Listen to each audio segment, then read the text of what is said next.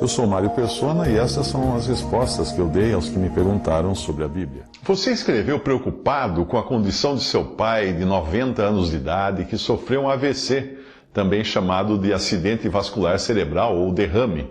Segundo você, ele já não reconhece as pessoas, fala coisas sem nexo, tem surtos de agressividade, de violência e vive falando palavrões e coisas obscenas. E tudo isso depois de viver uma vida de dedicação ao Senhor e de grande intimidade com Deus. Então você pergunta, será que foi por água abaixo a unção recebida? Será que a enfermidade é mais forte que o poder do Espírito Santo em sua vida? Bem, o meu pai, aos 70 e poucos anos, também sofreu um AVC e depois de um mês em coma, ele recobrou a consciência, mas ele era bem diferente quando ele voltou. Nos primeiros meses, ele só chorava. E depois passou essa fase, mas ele tinha algumas alucinações, como memórias confusas, memórias absurdas. Mas aquilo tudo era resultado do defeito da interface do homem interior com o exterior. Essa interface, esse hardware, é o nosso cérebro, é o nosso corpo de carne, tão arruinado pelos efeitos do pecado. Mas o meu pai continuava tão salvo por Cristo como ele sempre foi, desde o dia em que creu em Cristo como Salvador, anos antes daquele incidente. Se nós acharmos que um salvo por Cristo, que perde a consciência, também perderia a salvação, então nós vamos acabar admitindo que todos os que morreram crendo em Cristo estão perdidos para sempre. Porque os seus cérebros não só deixaram de funcionar perfeitamente ou passaram a funcionar mal, mas os seus cérebros pararam de funcionar completamente.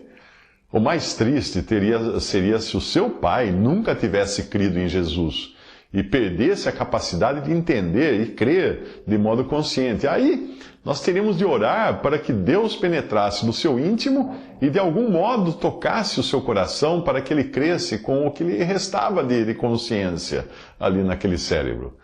Geralmente a ideia de que alguém que sofre um AVC ou outro tipo de acidente cerebral e começa a se comportar de maneira imoral, agressiva e com palavras chulas, tem a ver com salvação. Essa ideia de que isso acontece e a pessoa perde a salvação, isso vem de pessoas que acham que o perdão dos pecados e a salvação nós só recebemos se tivermos uma vida moral, pacífica, uma fala cheia de termos espirituais, mas não é assim. Não é assim. Nós somos salvos por sermos pecadores por natureza e não por sermos bons. E é Cristo quem nos mantém salvos até o final, independente de qualquer acidente ou transtorno cerebral que altere a nossa personalidade em função de distúrbios químicos que acontecem no cérebro.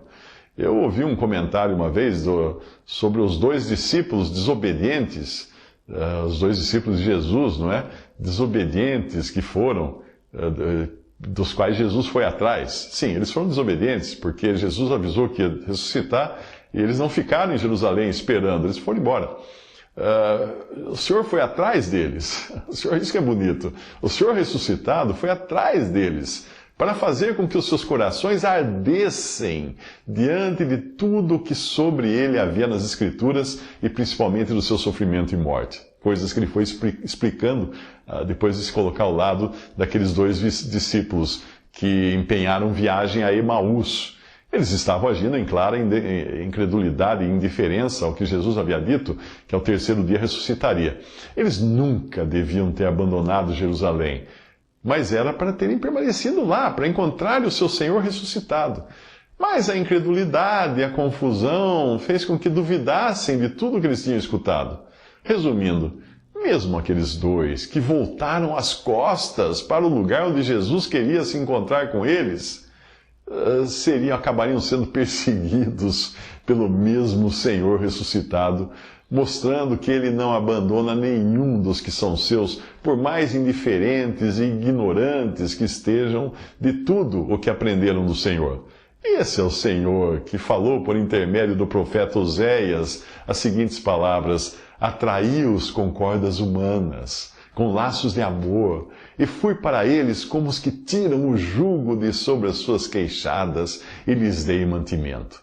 Oséias, capítulo 11, versículo 4. Então, Não se preocupe, porque onde quer que o seu pai esteja na sua mente, não é? Até mesmo em toda essa confusão mental por causa da doença, o Senhor está com ele. Muito em breve, quando nós nos encontrarmos com o Senhor Jesus, com o nosso corpo transformado à semelhança do seu corpo glorioso, todos os resquícios do pecado nesse corpo mortal serão desfeitos. E então já não precisaremos de um cérebro de carne corrompida para nos relacionarmos com o nosso Salvador. Visite respondi.com.br. Adquira os livros ou baixe e-books. Visite 3minutos.net. Baixe o aplicativo.